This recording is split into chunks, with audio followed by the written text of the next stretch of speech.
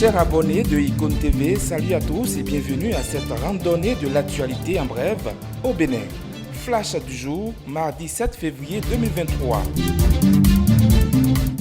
Révoqué par le Conseil des ministres du 1er février 2023, le magistrat Joseph Okloka veut se faire entendre. La décision entérinée par le gouvernement émane du Conseil supérieur de magistrature qui consacre la radiation de Joseph Okloka. La Cour constitutionnelle a été saisie par ce dernier et les différentes parties du dossier sont invitées à une audience prévue pour le mardi 14 février 2023. Faut-il le rappeler, les raisons de la révocation de Joseph Okloka sont liées à une faute disciplinaire d'une extrême gravité.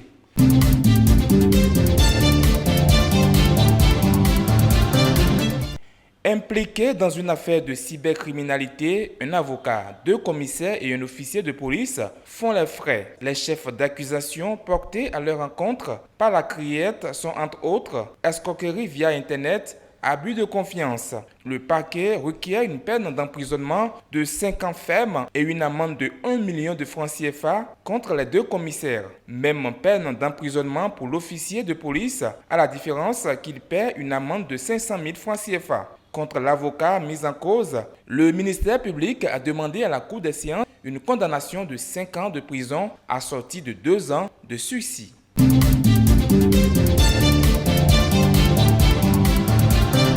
Levée de la mesure de suspension pour certaines opérations de lotissement doivent être achevées et clôturées dans les meilleurs délais. Pour le respect de la décision du gouvernement, le ministre du Cadre de vie et du Développement durable, José Tonanto, demande au cabinet de géomètres et d'urbanistes à produire et déposer au plus tard le 10 février 2023 auprès des communes tous les documents techniques actualisés en leur possession. Cette mobilisation documentaire facilitera la mise en œuvre des recommandations du Conseil des ministres. Déjà dans le Zou, le préfet Firmin Hermé Couton s'engage avec les maires, les secrétaires exécutifs et les responsables aux affaires domaniales pour le respect de la décision du gouvernement. L'autorité préfectorale a tenu le lundi 6 février une réunion de commandement avec les élus et secrétaires exécutifs dans le cadre des dites opérations de lotissement et de remembrement.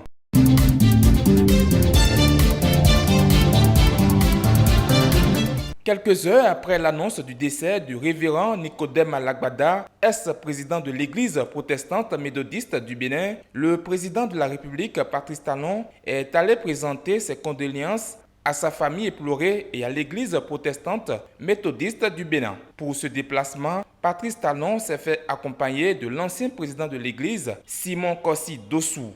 Le révérend Alagbada est décédé à Yaoundé au Cameroun des suites d'une courte maladie selon un communiqué rendu public le lundi 6 février 2023 par les responsables de l'église. Merci pour votre attention. À demain pour un nouveau numéro.